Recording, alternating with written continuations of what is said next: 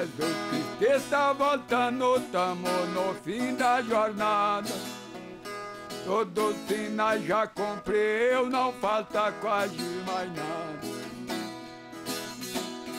Esta igreja vai subir nessa terra tribulada, e o céu vai estremecer quando for sua chegada. Mas a igreja está orando, os fiéis estão buscando a Deus de madrugada.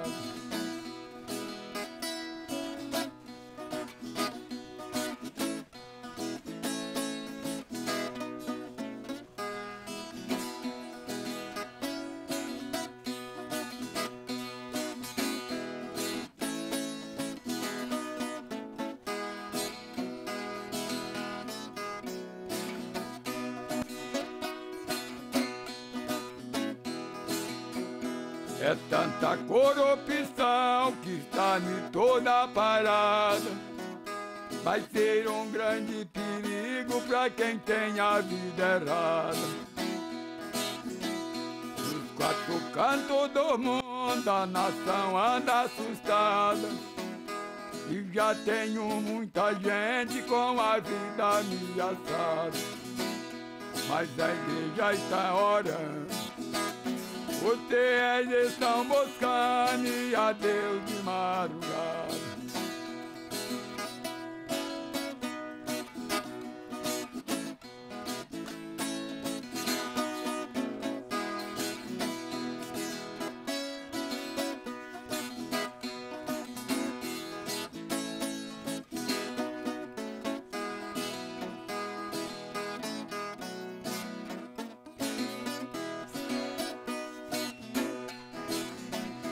Mas um crente em Jesus Cristo não tenho medo de nada, e também não sente medo se a cruz está pesada.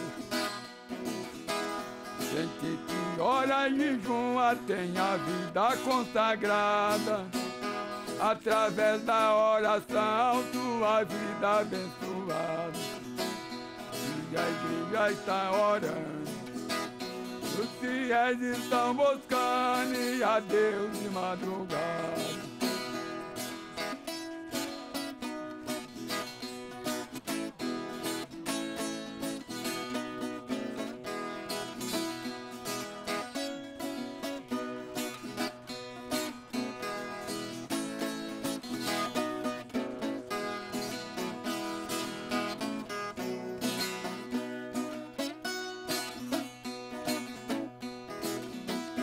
Para um crente ir pro céu a passagem está comprada, porque encontrou a verdade dentro da Bíblia Sagrada.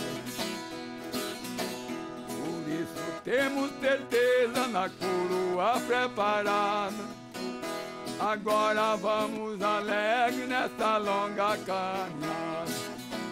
E a igreja está orando, os fiéis estão buscando a Deus de madrugada.